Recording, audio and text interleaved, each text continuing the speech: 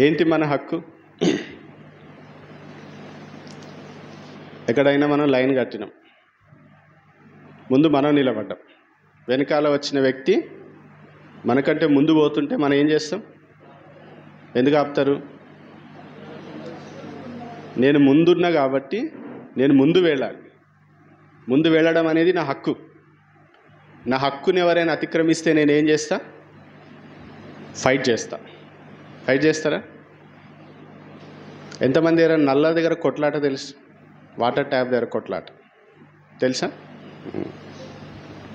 మేము కూడా చాలా ఎక్స్పీరియన్స్ అయినా అలాంటి. అప్పుడు ట్యాప్స్ అందరికీ లేవు కదా, మున్సిపల్ వాటర్. అది కూడా పొద్దున్న కొన్నిసార్లు వాడు మబ్బులు ఇస్తుండే, లేకపోతే సాయంత్రం ఎప్పుడో ఇస్తుండే.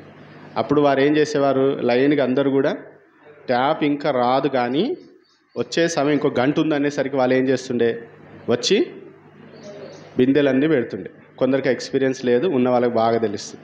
ఆ బిందెలన్నీ పెడుతుండే. ఇప్పుడు పొరపాటున ఎవరైనా వెనక వచ్చిన వ్యక్తి ముందు నా బిందె చిన్నగా ఉంది కదా నేను పట్టుకుంటాను కనుక పోయినరు అనుకోండి, ఇక అక్కడ ఉంటుంది యుద్ధమే.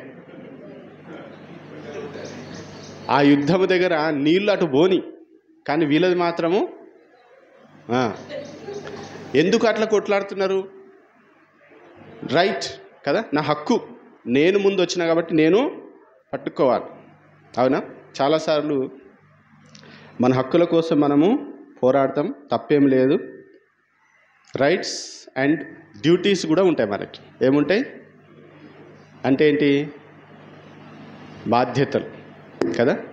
హక్కుల కోసం మనం ఎంతగానో పోరాడతామో అంతే నిర్లక్ష్యంగా మన బాధ్యతల విషయంలో మనము ఉంటున్నాం. ఎంతమంది వచ్చేటప్పుడు వచ్చిన ప్రతిసారి కూడా గేట్ వేసేసి వస్తారు అందరు. ఎందుకు వేస్తారు? నేను తీసిన కాబట్టి అది నేనే వెయ్యాలి అనే బాధ్యత. ఇంట్లో కూడా అలాగే ఉంటారా? ఇంట్లో కూడా అలాగే ఉంటారా? ఇంట్లో అంటే ఆ ఇంట్లో గేట్ ఏమి ఉండదు, కానీ ఇంట్లో చాలా పనులు ఉంటాయి. ఇంట్లో చాలా పనులు ఉంటాయి. వాటి విషయంలో మీరు ఎట్లా ఫీల్ అవుతారు?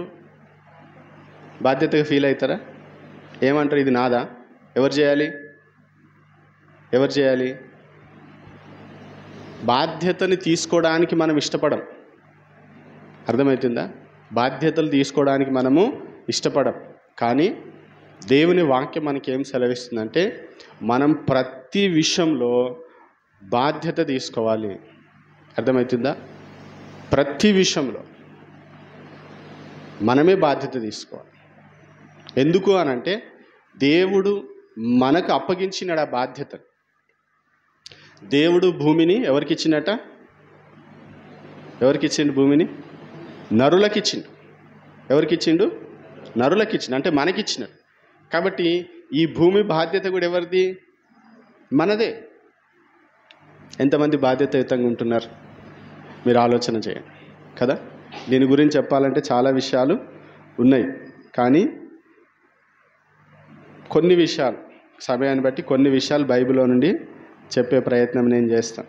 మనం చాలాసార్లు మన బాధ్యతల విషయంలో చాలా బాధ్యత రాహిత్యంగా ప్రవర్తిస్తున్నాం. ఇర్రెస్పాన్సిబుల్గా ఉన్నాం. ఇంగ్లీష్లో తొందరగా వచ్చి ఇర్రెస్పాన్సిబుల్గా ఉన్నాం కదా. ఫ్యాన్లు బంద్ చేస్తారా? వెళ్ళిపోయిన వెంటనే లైట్లు ఆఫ్ చేస్తారా? మనకి చాలా నిర్లక్ష్యం కదా, ఇగ్నోర్ చేసేస్తాం. చిన్నదే కదా, అవునా? నేనే చెయ్యాలా అని ఒకటి, చిన్నదే కదా అని, ఇది అవసరమా అని, ఇలాంటివన్నీ కూడా మనము చాలాసార్లు చేస్తుంటాం. కానీ బైబిల్ ఏం చెప్తుందనంటే ప్రతి విషయంలో కూడా మనం ఏం చేయాలి? బాధ్యత తీసుకోవాలి. అర్థమవుతుందా? ఒక క్రైస్తవునిగా మనం దేవుని బిడలంగా ప్రతి విషయంలో బాధ్యత తీసుకోవాలి. నిజంగా ఈ వాక్యం గురించి నేను ఆలోచిస్తున్నప్పుడు ఒకవేళ ప్రతి క్రైస్తవుడు లేదా ప్రతి భారతీయుడు ఒకవేళ మన దేశం గురించి ఆలోచించిన, మన యొక్క క్రైస్తవ్యం గురించి ఆలోచించిన కానీ బాధ్యత కలిగి ఉంటే అసలు మన దేశం డిఫరెంట్గా ఉంటుంది. తెలుసా? రోడ్ల మీద చెత్త ఎందుకు అట్లా పేరుకోబోతుంది తెలుసా? బాధ్యత లేదు మనకి కదా. క్రైస్తవ్యం ఎందుకు విస్తరిస్తలేదు తెలుసా? బాధ్యత లేదు మనకి. అర్థమవుతుందా? ఎప్పుడైతే ఇది నా బాధ్యత అని ప్రతి విషయంలో ప్రతి వ్యక్తి కూడా, చిన్నవాళ్ళు కానీ పెద్దవాళ్ళు కానీ, ఆ ఫీలింగ్ ఎప్పుడైతే కలుగుతుందో, ఎప్పుడైతే బాధ్యతాయుతంగా మనుషులు ప్రవర్తిస్తారో అద్భుతమైనటువంటి ట్రాన్స్ఫర్మేషన్ అనేది జరుగుతుంది. లేకపోతే ఎక్కడ వేసిన గొంగడు అక్కడే అన్నట్టుగా ఉంటే బాగుండు, కానీ ఇంకా దరిద్రంగా మారిపోతుంది. అర్థమవుతుందా? కాబట్టి బైబిల్ ఏం చెప్తుంది అనేది మనము కొన్ని నిమిషాలు దేవుని వాక్యంలో నుండి నేర్చుకుందాం. ఇక్కడ బాధ్యత గురించి చెప్తున్నప్పుడు రెస్పాన్సిబిలిటీ అండ్ అకౌంటబిలిటీ, ఇవి రెండు ఎప్పుడు కలిసి నడుస్తూ ఉంటుంది. ఇవి రెండింటిని మనం వేరు చేయలేం. ఓకేనా? కాబట్టి అవి రెండు కూడా మీరు మనసులో పెట్టుకోండి. కొలస్సీలకు రాసిన పత్రిక 3వ అధ్యాయం 23వ వచనం. కొలస్సీ 3:23.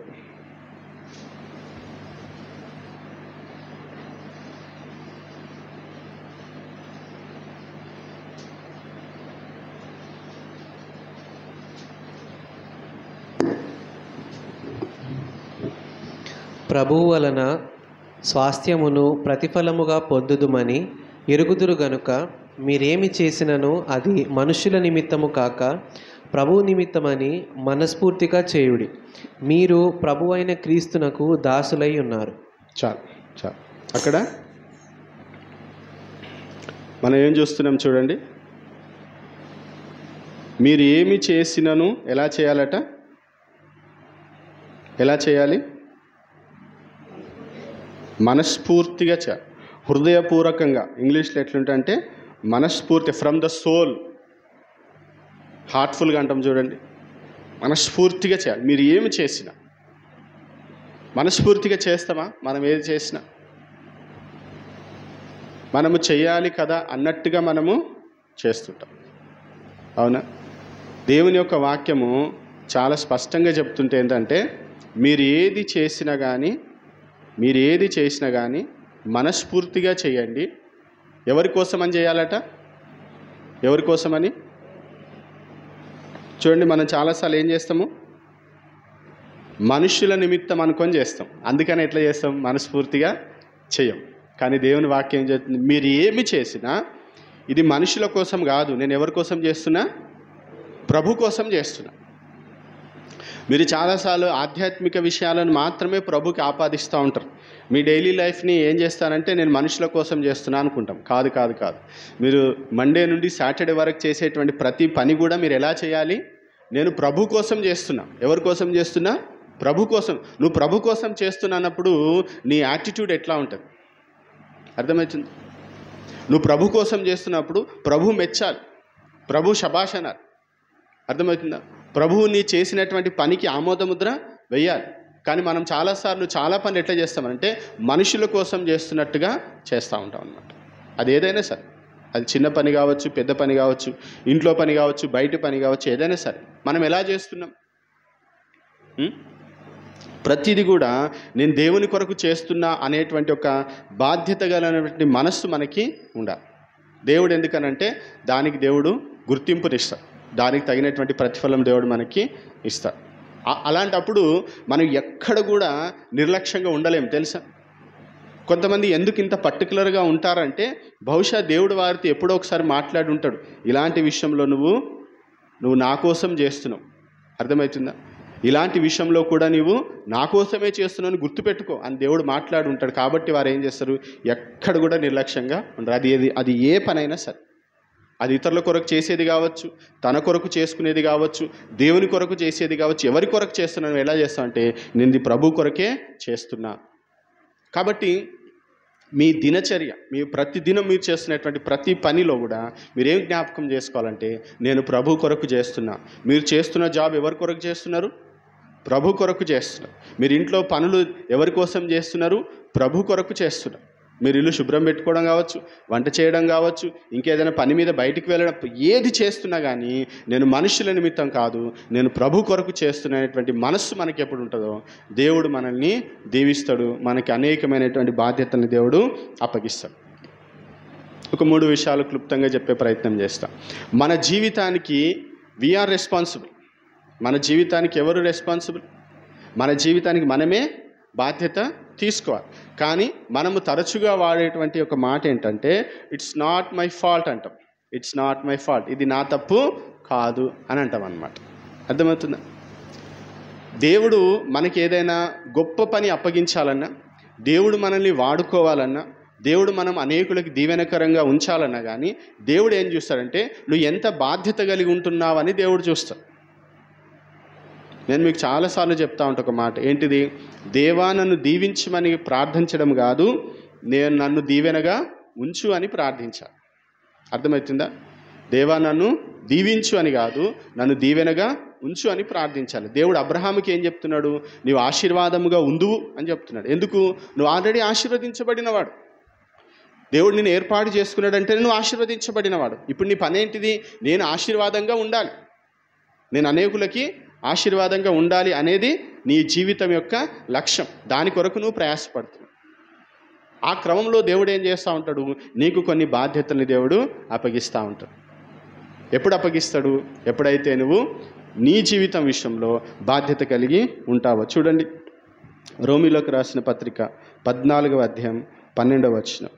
రోమీలకు రాసిన పత్రిక 14వ అధ్యాయం 12వ వచనం.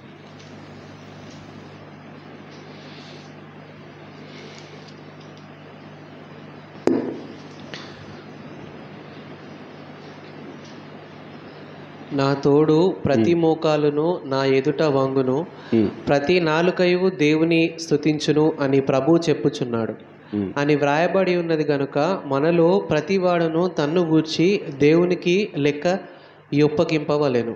చూడండి, ఇక్కడ దేవుడు చాలా స్పష్టంగా చెప్తున్నాడు, మనలో ప్రతివాడు తన్ను గూర్చి దేవునికి లెక్క అప్పగించాలి. లెక్క అప్పగించడం అనేది ఎప్పుడు వస్తుందనంటే బాధ్యత తీసుకున్న వాడికి లెక్క అప్పగించడం ఉంటుంది. బాధ్యత లేని వానికి లెక్క అప్పగించడం అనేది ఉండదు.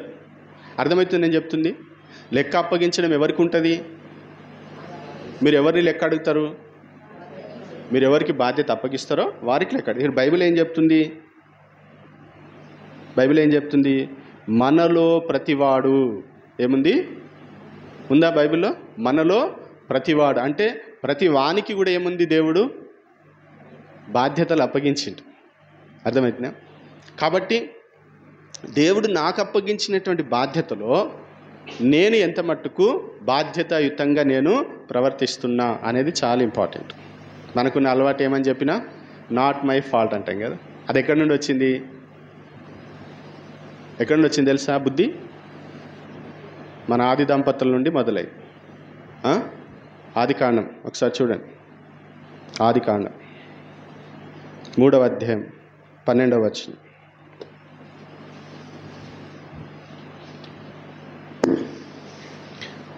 అందుకు ఆదాము, నాతో నుండుటకు నీవు నాకిచ్చిన ఈ స్త్రీయే ఆ వృక్ష ఫలములు కొన్ని నాకియ్యగా నేను తింటిననెను. ఇంకోటి, అప్పుడు దేవుడైన యెహోవా స్త్రీతో నీవు చేసినది ఏమిటని అడగగా, స్త్రీ సర్పము నన్ను మోసపుచ్చినందున తింటిననెను. చాలు. చూడండి, నాట్ మై ఫాల్ట్, ఇది నా తప్పు కాదు. బ్లేమ్ గేమ్లో మనం బాగా ఎక్స్పర్ట్స్ కదా. ఏదైనా పని కరెక్ట్గా జరగలేదు అనుకోండి, ఫస్ట్ వచ్చే థాట్ ఏంటి? ఎందుకు ఇట్లా జరిగింది, ఎందుకు ఇట్లా జరిగింది అనేసరికి దాంతో ఎవరు కనెక్ట్ అయినారు అందరిని గుర్తు చేసుకుంటాం. ఎవరి మీద నెట్టాలని బాగా ఆలోచిస్తాం. ఈయన కరెక్ట్ బక్రా దొరికిందని ఆయన మీద నెట్టేస్తాం. నువ్వేం చేసినావు? అందులో నువ్వు కూడా ఉన్నావు కదా. నువ్వేం చేయొచ్చు? అప్పుడు ఇంకెక్కువ ఫోర్స్తోని పని చేయించడమో లేకపోతే నువ్వు చేయడమో ఏదో ఒకటి చేయొచ్చు కదా. కానీ మనం అట్లా చేయమన్నమాట. ఇక్కడ ఏమంటుంది దేవుడు? అక్కడికి వచ్చి ఏమడుగుతున్నాడు? ఆదామా ఎక్కడున్నావు అని అంటే నేను దిగంబరిగా ఉన్నా అని చెప్తాడు అనమాట. నేను దిగంబరిగా ఉన్నానని ఎవరు చెప్పిండ్రనంటే అంత బండారం బయటపడ్డది. అప్పుడు ఆయన చెప్పాల్సిన మాట ఏంటి? నా వలన తప్పు జరిగింది, నేను నీ మాటకు నేను ఏం చేసినా అవిధేయత చూపించిన, నన్ను క్షమించు అంటే ముచ్చట అక్కడికి వచ్చిపోయేది. కానీ ఏం చేసిండు? ఒప్పుకున్నాడా? ఒప్పుకోలే. నీవు నాకిచ్చిన ఈ స్త్రీయే. అర్థమవుతుందా? నాదేం తప్పులే, అసలు ఈమె ఇస్తేనే తిన. మరి నీ బుద్ధి ఏమైంది కదా? మనం ఒకరి మీద నెడుతున్నప్పుడు మన గురించి కూడా మనం మరి నువ్వేం చేసినావు? పండు తినమని అంటుంది, కానీ నీకు దీనికంటే ముందే దేవుడు నీకు ఒక ఆజ్ఞ ఇచ్చిండు కదా. ఏమని? తినొద్దు అని చెప్పిండు కదా. అన్నప్పుడు నువ్వేం చేయాలి? నువ్వు ఎవరికి ఇంపార్టెన్స్ ఇవ్వాలి? దేవునికి ఇంపార్టెన్స్ ఇవ్వాలి. కానీ ఈయన ఏం చేసినాడు? తిన్నాడు. సరే, ప్రేమ కొద్ది తిన్నాడో ఇక సంపుతుందో ఏదో ఒకటి వాళ్ళ మధ్య ఉన్న రిలేషన్షిప్ని బట్టి మొత్తానికైతే తినేసింది. తిన్నాక నువ్వు చేయాల్సిన పని ఏంటంటే, నా వలన తప్పు జరిగింది, ఇట్స్ మై ఫాల్ట్ అనాలి. కానీ ఏమంటున్నాడు? It's not my fault. పోనీ నేను ఇట్లున్నాడని చెప్పి అవ్వ దగ్గర పోయి అవ్వని అడిగితే అవ్వ ఏమంటుంది? ఆమె కూడా ఇట్స్ నాట్ మై ఫాల్ట్ అంటే నేను కరెక్టే ఉన్నా. ఎవరు? ఈ సర్పం వచ్చి నన్ను సర్పం తినమంటే నువ్వు తింటావా? చిన్న పిల్లలు ఎప్పుడు ఇది అంటారు? నేను కాదు, ఆయనే చేసిండంటారు. చేసింది వీలే, కానీ ఏం చేస్తారు? ఎవరి మీదనో ఒకరి మీద నెట్టేస్తూ ఉంటారు. అంటే అక్కడ ఏం లేదు, బాధ్యత తీసుకునే మనసు లేదు, తప్పు జరిగింది అని ఒప్పుకునే మనసు లేదు మన దగ్గర. అట్లాంటప్పుడు దేవుడు నేను ఏడవాడుకుంటా చెప్పండి? అర్థమవుతుందా? దేవుడు ఒప్పుకుంటే క్షమిస్తాడు, కానీ దాచిపెడితే దేవుడు ఓర్వడు.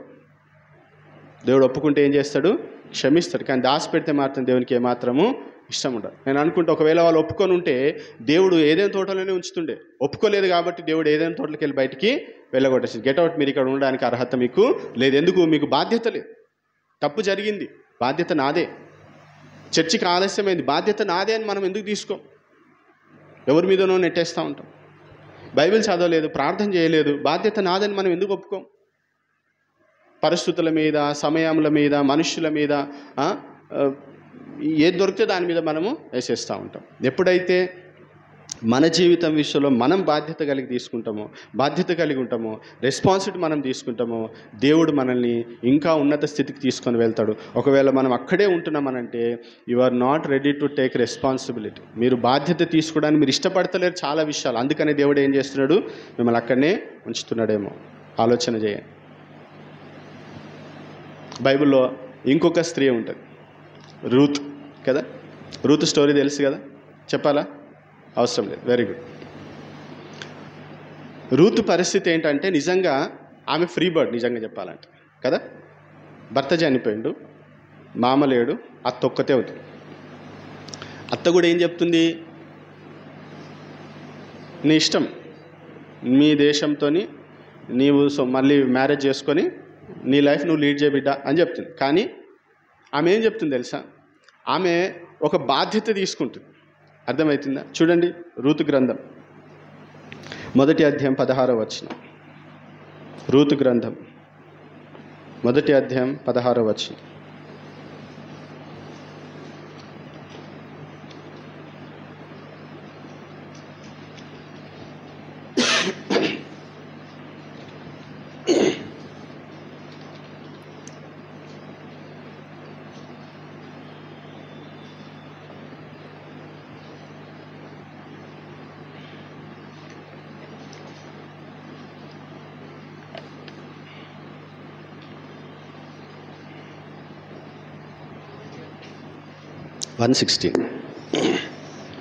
అందుకు రూతు, నా వెంబడి రావద్దనియు నన్ను విడిచిపెట్టుమనియు నన్ను బ్రతిమాలు కొనవద్దు. నీవు వెళ్ళు చోటుకే నేను వచ్చేదను, నీవు నివసించు చోటనే నేను నివసించెదను. నీ జనమే నా జనము, నీ దేవుడే నా దేవుడు. ఏం అవసరం ఉంది చెప్పండి? ఏమైనా ఉపయోగం ఉందా రూతుకి? ఏం లేదు. కానీ అత్తను చూసుకోవాల్సిన బాధ్యత ఎవరిది? అదే చేసింది కదా. మన కల్చర్ కాదు, బహుశా ఇజ్రాయెల్ కల్చర్లో కూడా అలాగే ఉండి కావచ్చు. అందుకనే వారు బెత్లెహేంకి వచ్చిన తర్వాత అత్తను ఎవరు చూసుకున్నారు? అత్త పేరు ఏంటిది? నయోమి కదా. ఎవరు చూసుకున్నారు? రూతే చూసుకున్నారు కదా. ఆమె ఏం చేస్తుంది? ఆమెకు అవకాశం ఉన్నా కానీ, అంటే ఫ్రీ బర్డ్గా ఉండే అవకాశం ఉన్నా కానీ ఆమె ఏం చేస్తుంది? నేను వివాహం చేసుకున్నా కాబట్టి నా బాధ్యత ఏంటిది? మా అత్తను నేను చూసుకోవాలి. నిజంగా ఆమె బాధ్యతాయుతంగా ఉంది కాబట్టే దేవుడు రూతును అంతగా హెచ్చించి. హల్లెలూయా. ఒక అన్యురాలు కదా, ఒక దయనీయమైనటువంటి స్థితిలో ఉండేటువంటి స్త్రీని తీసుకొచ్చి దేవుడు యేసు ప్రభు వంశావళిలో వచ్చేటట్టుగా దేవుడు ఎంత గొప్ప ఘనత! ఎందుకు? ఆమెకు బాధ్యత గల మనస్సు. బోయాజు కూడా ఏమంటాడు తెలుసా? నిన్ను గురించి నేను విన్నా, నువ్వు చాలా బాధ్యత గల దానివని నేను గమనించి, నీ గురించి అదే సాక్ష్యం ఇస్తున్నారు మా ఊరు వాళ్ళంతా కూడా. ఎంత అద్భుతమైనటువంటి మాట. కాబట్టి ఎప్పుడైతే మనం బాధ్యత తీసుకోవడానికి మనం ఇష్టపడతామో, ఎప్పుడైతే ఇట్స్ మై ఫాల్ట్ అని మనం ఎప్పుడైతే మన యాటిట్యూడ్ని మనం మార్చుకుంటామో, దేవుడు ఏం చేస్తాడు? మనల్ని ఉన్నతమైన స్థితులకి దేవుడు నడిపిస్తాడు, అనేకులకి ఆశీర్వాదకుండా దేవుడు వాడుకుంటాడు. తర్వాత మనకుండే ఇంకొక బలహీనత ఏంటంటే, చాలాసార్లు ఇట్స్ నాట్ మై జాబ్ అంటాం. ఇది నా పని కాదు. అర్థమవుతుందా? ఇట్స్ నాట్ మై జాబ్, ఇది నా పని కాదు. ఏది నీ పని కాదు? ఏది నా పని కాదు. మన పని ఏంటిది? తినాలి, పడుకోవాలి, ఏం పని లేకపోతే ఫోన్ చూడాలి. ఇదే మన పని. మరి వేరే పనులేంటి? దేవుడు మీకు ఏ పని అప్పగించలేదా? పని లేకుండా దేవుడు మిమ్మల్ని భూమి మీద పుట్టించిన అనుకుంటున్నారా? దేవునికి పని లేకనా? దేవునికి పని ఉంది కదా. ఎవరితో పని ఉంది? మనతోనే పని కదా. మనతోని పని చేయించడానికే దేవుడి లోకానికి పంపించి. కాబట్టి ఇట్స్ నాట్ మై జాబ్ అనడానికి లేదు అసలు. ఈ పని నాదే. కొన్ని వచనాలు చూడండి, మీకు అర్థమవుతుంది.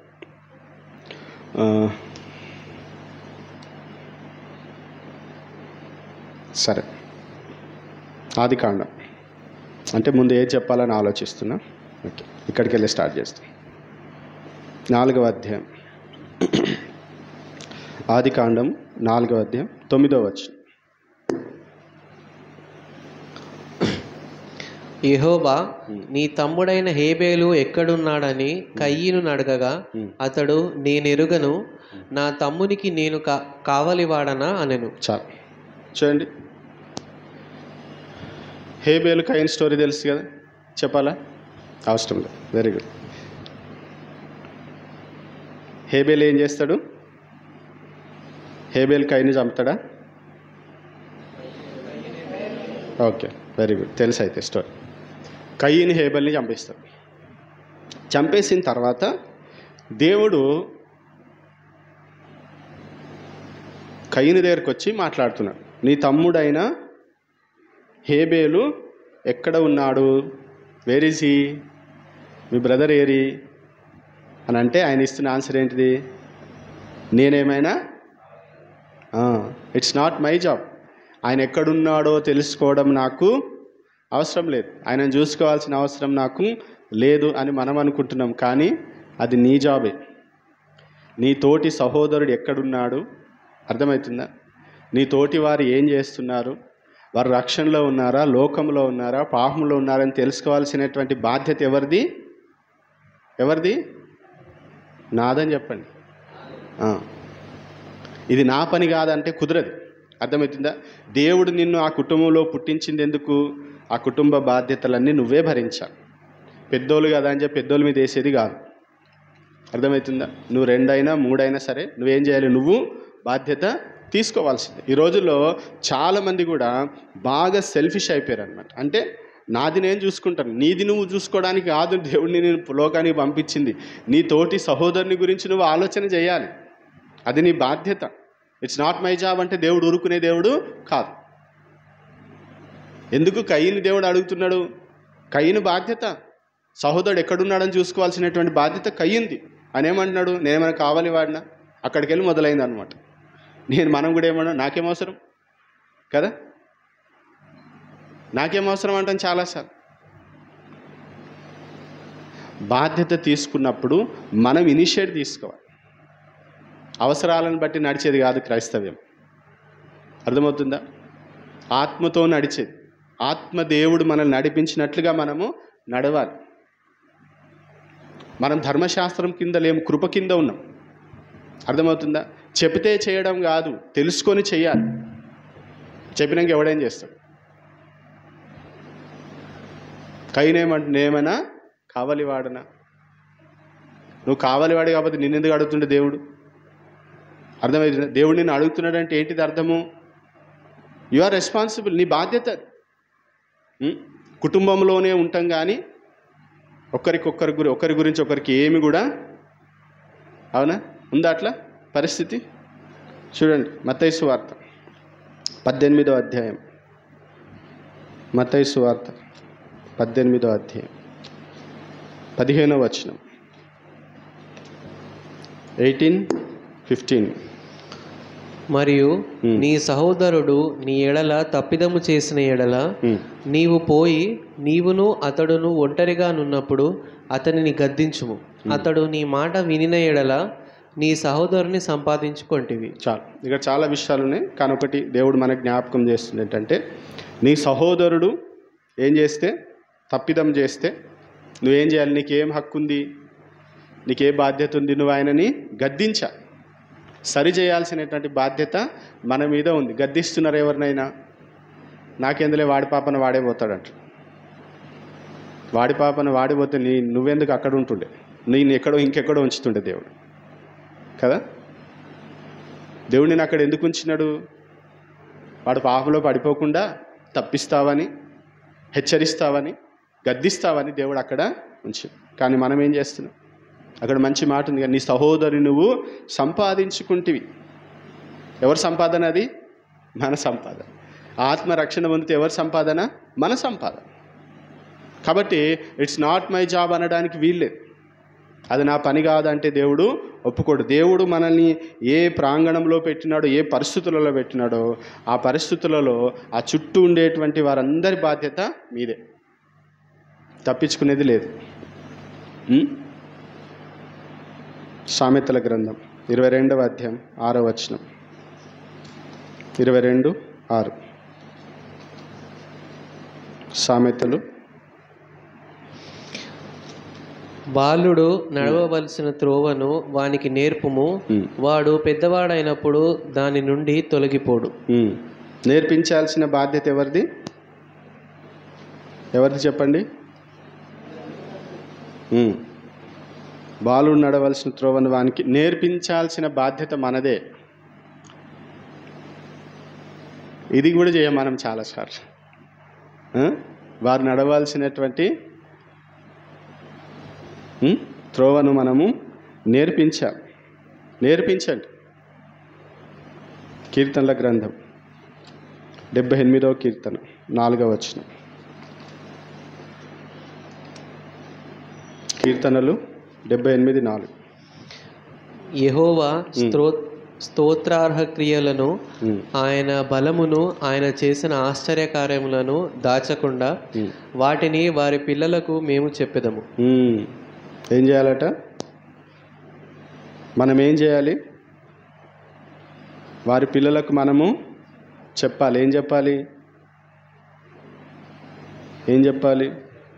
స్తోత్రార్హ క్రియలను, ఆయన బలమును, ఆయన ఆశ్చర్య కార్యములు దాచకుండా. ఇది మన బాధ్యత. అర్థమైంది? ఇది మన జాబ్. ఏంటి మన జాబ్? దేవుని ఆశ్చర్య కార్యములను, ఆయన బలమును ఇతరులకి తెలియజేయండి. బైబిల్లో చాలామంది ఇట్స్ నాట్ మై జాబ్ అని తప్పించుకున్న వాళ్ళు ఉన్నారు. వాళ్ళ గురించి చెప్పుకుంటూ పోతే చాలా టైం పడుతుంది. కానీ ఒక్క ఉదాహరణ నేను మీకు బైబిల్లో నుండి జ్ఞాపకం చేస్తాను. ఎస్తేరు రాణి ఎంతమంది గుర్తుంది? ఆమె పరిస్థితి ఏంటిది?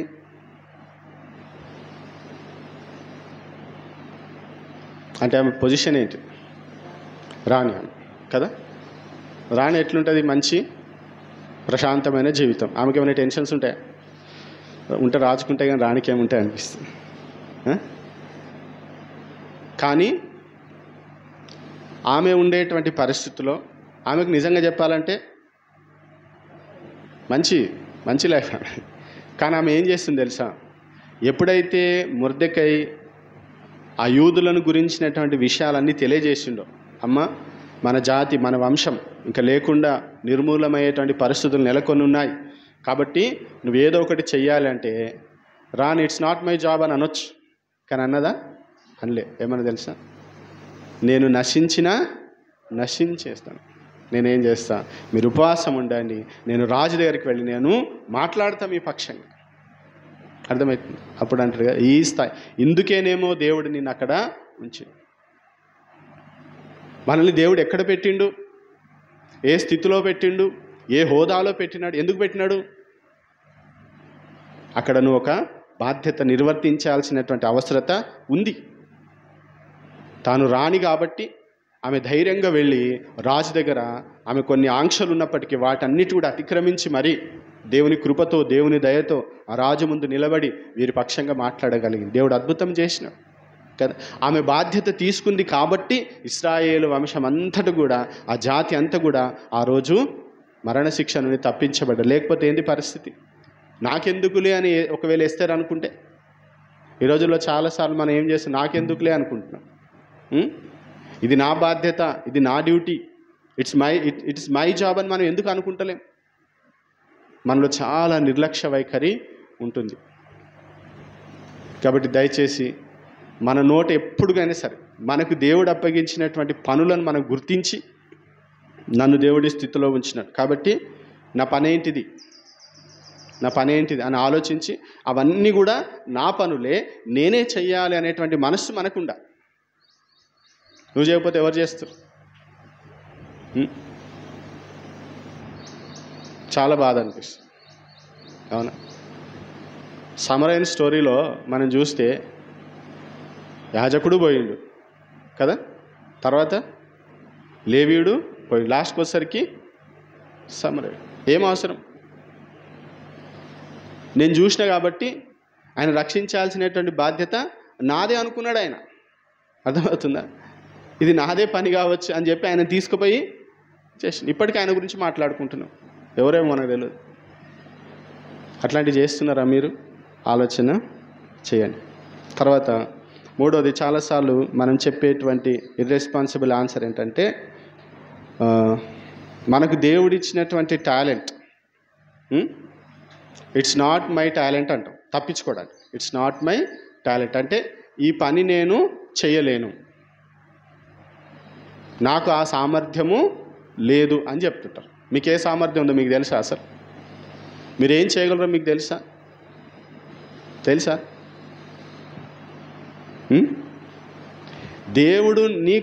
దేవుడు నిన్ను పుట్టించినప్పుడు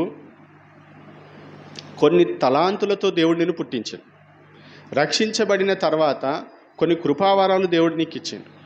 నీకు తలాంతులు ఉన్నాయి, ఏమున్నాయి? కృపా వరాలు ఉన్నాయి. ఏం చేస్తున్నావు నువ్వు?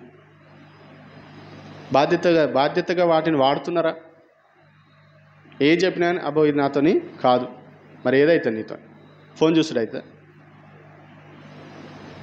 మనకున్న టాలెంట్స్, మనకున్నటువంటి గిఫ్ట్స్ని మనం ఇంకా కూడా ఏం చేస్తలేము? దేవుని మహిమార్థమై బాధ్యతాయుతంగా మనం వాడతలేం. మీకైతే కొన్ని నెలలు చెప్పిన కృపావరాల గురించి, మీరు టెస్ట్ చేసుకోండి అని చెప్పి ఒక క్వశ్చనర్ కూడా ఇచ్చిన. ఎంతమంది దాన్ని సీరియస్గా తీసుకురేమో దేవునికే తెలుసు. మీరు లెక్క అప్పగించుకోవాలి, నాకు సంబంధం లేదు. ఎందుకంటే దేవుడు నాకు ఇచ్చిన బాధ్యత నేను నిర్వర్తించిన. అర్థమవుతుందా? చూడండి, నిర్గమకాండంలో 3వ అధ్యాయం 9-10 వచనం. నిర్గమకాండం 3వ అధ్యాయం 9-10 వచనం. 3వ అధ్యాయం 9-10 వచనం. ఇశ్రాయేలీయుల మొర నిజముగా నా యొద్దకు చేరినది. ఐగుప్తీయులు వారిని పెట్టుచున్న హింస చూచితిని. కాగా రమ్ము, నిన్ను ఫరో యొద్దకు పంపెదను. ఇశ్రాయేలీయులైన నా ప్రజలను నీవు ఐగుప్తులో నుండి తోడుకొని పోవాలనెను. చూడండి, మోషేతోని దేవుడు మాట్లాడుతూ ఉన్నాడు. మోషేని దేవుడు ఆకర్షించిండు, మోషేని దేవుడు పిలిచిన తర్వాత దేవుడు మోషేతో అంటుండే ఏమనంటే, నేను ఏం చేస్తా? నేను నిన్ను ఫరో యొద్దకు నేను పంపిస్తా. ఇశ్రాయేలైన నా ప్రజలను నీవు ఐగుప్తుల నుండి తోడుకొని పోవాలి, ఇది నీ పని అని చెప్తే, మోషే ఇస్తున్న ఆన్సర్ ఏంటి తెలుసా? నేను ఫరో యొద్దకు వెళ్ళుటకు ఇశ్రాయేలులను ఐగుప్తుల నుండి తోడుకొని పోవడం ఎంతటి వాడనని దేవునికే చెప్తా. నేను ఏ పాటి వాడను దేవా అని. అంటే ఇది నేను చెయ్యలేను, ఇట్స్ నాట్ మై టాలెంట్, ఇది నా పని కాదు, ఇది నేను చెయ్యలేను. దేవుడు నీతో అంత స్పష్టంగా మాట్లాడుతుంటే కూడా నేను ఇది చెయ్యాలని ఎట్లా చెప్తావు? అసలు నీలో ఆ సామర్థ్యం ఉంది, అర్థమవుతుందా? నీలో ఆ ఎబిలిటీ దేవుడు నీలో ఉంచినాడు. కానీ మనం ఏం చేస్తున్నాం? మనము గుర్తించం. మోషే అనుకొని ఉండకపోవచ్చు 80 years తర్వాత నా లైఫ్ ఇట్లా టర్న్ అవుతుందని. అర్థమవుతుందా? 80 సంవత్సరాల తర్వాత నా జీవితం ఇటువంటి మలుపు తిరుగుతాన్ని బహుశా ఆయన ఊహించి ఉండకపోవచ్చు. నేను ఇప్పుడు కూడా చెప్తున్నా, మీ జీవితాన్ని దేవుడు ఎప్పుడైనా మలుపు తిప్పుతాడు. అర్థమవుతుందా? నేను దాటేసినా, నేను సేఫ్ అయినా అని అనుకోకండి. ఖచ్చితంగా దేవుడు ఏదో ఒక అద్భుతమైనటువంటి గడియలో దేవుడు మనల్ని దర్శిస్తాడు, మన జీవిత విధానాన్ని మారుస్తాడు. నేను ఎంతటి వాడనంటే దేవుడు వదిలిపెడతాడు అనుకున్నారే. కాబట్టి ముందు నుండే మనం ఏం చేసుకోవాలి? ప్రభువా, నాకే తలాంతులు ఇచ్చినావో, ఏ కృపావరాలు ఇచ్చినావో వాటిని నేను బాధ్యతాయుతంగా నేను వాడుతాను. మనల్ని మనం దేవునికి అప్పగించుకుంటే మంచిది. గిద్యోను కూడా అంటాడు కదా, నేనే పాటి వాడనయ్యా, నా గోత్రం ఏ పాటిది దేవా కదా. కానీ దేవుడు ఏం చేస్తున్నాడు? అటువంటి గిద్యోన్ని దేవుడు వాడుకొని కదా. కాబట్టి చాలాసార్లు మనలో సామర్థ్యం ఉన్నా, మనకు దేవుడు తలాంతులు ఇచ్చినా కానీ ఇది నాతోని కాదు అని చెప్తుంటాము. అది బాధ్యత రాహిత్యానికి నిదర్శనం. అర్థమైతే? ఇర్రెస్పాన్సిబుల్గా ఉండేటువంటి వారు అలాంటివి చేస్తారు. నేను ఇంతే ఇట్లా మూల కూర్చొని ఉంటా, దుప్పటి కప్పుకొని పడుకుంటా అంటే దేవుడు ఒప్పుకోడు. అర్థమవుతుందా? దేవుడు ఏం చేస్తాడంటే దీపమును వెలిగించి ఎక్కడ పెడతారట? దీపస్తంభం. ఎట్లా అందరికీ కనబడాలి. మనకున్న ప్రాబ్లం ఏంటంటే మనం అందరం స్క్రీన్ వెనక ఉండేటోళ్ళమేనా. మనందరికీ ఏంటిది భయము? అబ్బో మైక్ ముందు రావాలా, అయ్యో నలుగురు ముందు నిలబడాలా. అట్లా ఆలోచన చేయకండి. నా అవసరం ఉన్న చోట నేను ఎక్కడైనా నిలబడతా. అర్థమవుతుందా? నాకేమైనా ఇష్టం అనుకుంటే ఇట్లా నిలబడు, నాకు కూడా చాలా కష్టం. కానీ అవసరం ఉంది అన్నప్పుడు మనం ఏం చేయాలి? ప్రభు కోసం మనము నిలబడాలి. దేవుడు చూసుకుంటాడు, దేవుడు నిలబెడతాడు. చూడండి, పేతురు రాసిన మొదటి పత్రిక 4వ అధ్యాయం 10వ వచనం. పేతురు రాసిన మొదటి పత్రిక 4వ అధ్యాయం 10వ వచనం.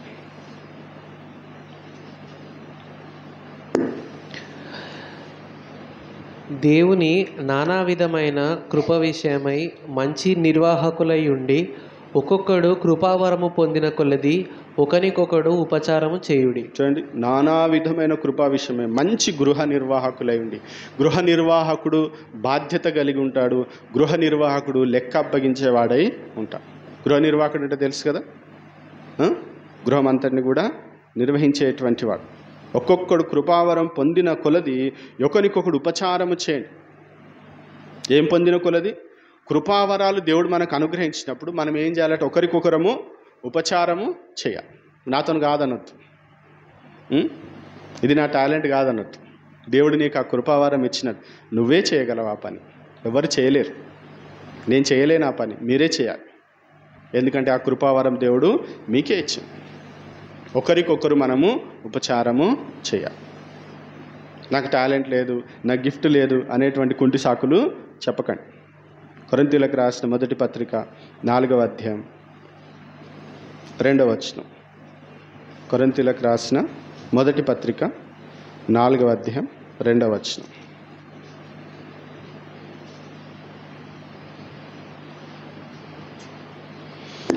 మరియు గృహ నిర్వాహకులలో ప్రతి వాడును నమ్మకమైన వాడై ఉండుట అవశ్యము. చూడండి, గృహ నిర్వాహకుడు ఎలా ఉండాలట? నమ్మకమైన వాడై. ఎవరు నమ్మకంగా ఉంటారు? మీరు ఆలోచన చేయండి.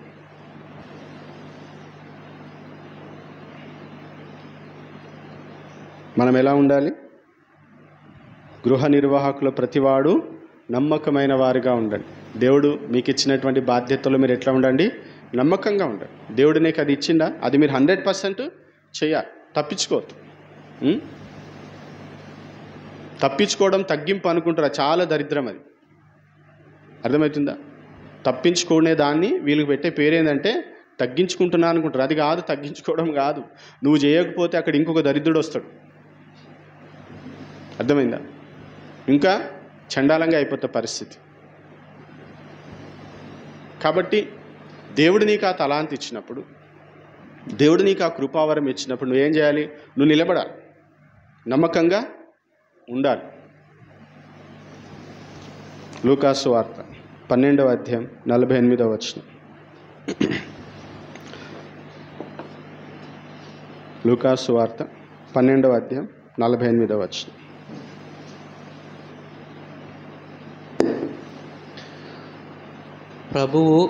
ప్రభువు ఇట్లా నేను తగిన కాలమున ప్రతి వానికి ఆహారము పెట్టుటకు యజమానుడు తన ఇంటి వారి మీద నియమించినట్టి నమ్మకమైన బుద్ధిగల గృహ నిర్వాహకుడెవడు? ఎవని ప్రభు వచ్చి వాడు అలాగు చేయుచుండుట కనుగొనునో ఆ దాసుడు ధన్యుడు. 48. అయితే తెలియక దెబ్బలకు తగిన పనులు చేసిన వానికి కొద్ది దెబ్బలే తగులును. ఎవనికి ఎక్కువగా ఇయ్యబడెనో వాని యొద్ద ఎక్కువగా తీయజూతురు. మనుషులు ఎవనికి ఎక్కువగా అప్పగింతురో వాని యొద్ద ఎక్కువగా అడుగుదురు. ఎవరికి ఎక్కువ అప్పగిస్తే వారి దగ్గర ఎక్కువగా. మీకు దేవుడు ఎక్కువ అప్పగించి ఉంటే ఖచ్చితంగా మీ దగ్గర ఎక్కువనే అడుగుతాడు. ఇంకా మీరు ఆలోచన చేసుకోండి. తక్కువ అప్పగిస్తే తక్కువనే అడుగుతాం. మన యొక్క మైండ్ సెట్ ఎట్లుంటుంది అని అంటే, ఏమి ఇవ్వకపోతే బాగుండు అనుకుంటాం మనం. మనకి ఏమి ఇవ్వకపోతే బాగుండు, తిని పడుకుంటే బాగుండు అని అనుకుంటాం. కానీ దేవుడు అట్లా ఉంచే దేవుడు కాదు. మనకు దేవుడు కొన్ని అప్పగించినాడు, అర్థమవుతుందా? కొన్ని ఇచ్చినాడు దేవుడు. కొన్ని బాధ్యతలు కావచ్చు, కృపావరాలు కావచ్చు, తలాంతులు కావచ్చు, వాటిని మనం ఏం చేయాలి?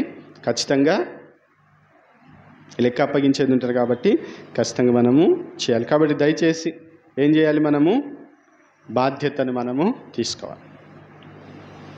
రెస్పాన్సిబుల్ క్రిస్టియన్గా ఉండండి, బాధ్యత గల క్రైస్తవునిగా ఉండండి, ఇర్రెస్పాన్సిబుల్గా ఉండకండి.